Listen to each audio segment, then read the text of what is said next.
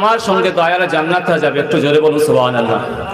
কি বললেন? মান আহাব্বা সুন্নতি, যে ব্যক্তি আমার সুন্নতকে মহব্বত করবে, আঁকড়ে ধরে রাখবে, সে ব্যক্তি আমার নবীর সঙ্গে দয়ালে জান্নাতে যাবে। একটু জোরে বলুন সুবহানাল্লাহ।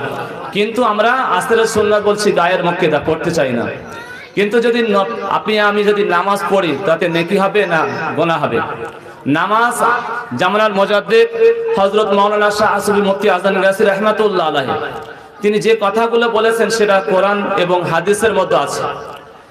যেমন আমরা দেখতে পাচ্ছি আবু দাউদ শরীফের 1250 নম্বর হাদিসের মধ্যে বলছেন, দৈনিক যদি কোনো ব্যক্তি 12 রাকাত নফল নামাজ পড়ে তার জন্য একটা জান্নাতে ঘর নির্মাণ করা হয়। একটু জোরে বলুন সুবহানাল্লাহ।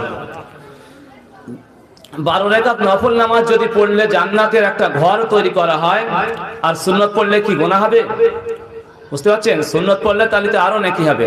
নফল তো সুন্নতের থেকে আরো বেশি মর্যাদা আছে, কিন্তু আমরা সেই সুন্নতকে পড়তে চাই না। আবু দাউদ শরীফের 1250 নম্বর হাদিসের মধ্যে বলছেন কি, দৈনিক যদি কোনো ব্যক্তি 12 রাকাত নফল নামাজ পড়ে তার জন্য একটা জান্নাতে ঘর নির্মাণ করা হয়। সময়গুলো আপনারা একটু খেয়াল করবেন। আমরা যে ফজরের নামাজ পড়ি, ভোরবেলা যে ফজরের নামাজ পড়ি, ফজরের নামাজের পূর্বে সুন্নত পড়ার আগে আগে 2 করে 4 রাকাত পড়তে হবে। জোহরের নামাজের সময় পড়তে হবে, আবার সুন্নত পড়ার আগে 2 রাকাত পড়তে হবে। তাহলে 4 আর 2 6 রাকাত হলো। আবার কি করতে হবে? ওই 4 রাকাত ফজরের সময় পড়তে হবে, জোহরের সময় 4 রাকাত পড়তে হবে, 8 রাকাত। আর জোহরের নামাজ শেষ হয়ে যাবে, আবার 2 রাকাত পড়তে হবে, তাহলে 10 রাকাত হলো। আর মাগরিবের নামাজের পরে আবাবিন যে আমরা পড়ি, ওই আবাবিন পড়ার লাস্টে আপনি যদি আবার 2 রাকাত পড়েন তাহলে কি হবে? 12 রাকাত হবে। এই 12 রাকাত নফল নামাজ যদি আমি আপনি পড়ি তার জন্য কি হবে? জান্নাতে একটা ঘর নির্মাণ করা হবে। একটু জোরে বলুন সুবহানাল্লাহ। যেমন আমার আপনার দুনিয়াতে একটা একটা ঘর আছে, কারো হয়তো 2 তলা আছে, কারো 1 তলা আছে, কারো হয়তো কিছু নেই, এমন হয়তো ঘর আছে অনেকেরই। কিন্তু এই দুনিয়ার ঘর আমরা হয়তো ক্ষণিকের জন্য আছে।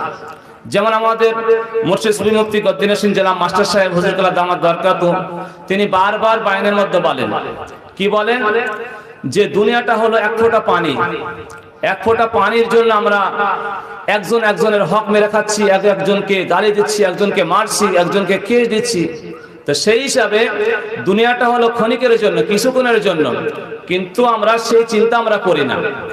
আজকে দেখুন আমার আপনার যে ঘর আছে, আপনাদের গ্রামে যারা সব থেকে বড় যারা পয়সাওয়ালা লোক আছে, যখন মৃত্যু হয়ে যায়, কবরে যখন শোয়ানো হয় তার জন্য কি ঘরটা আলাদা হয়? কবর কি আলাদা হয়? তার জন্য যে কবর, যে গরিব মানুষ তার কিছু নেই, সামান্য একটা কোণে ঘর আছে, তারও সে একই কবর।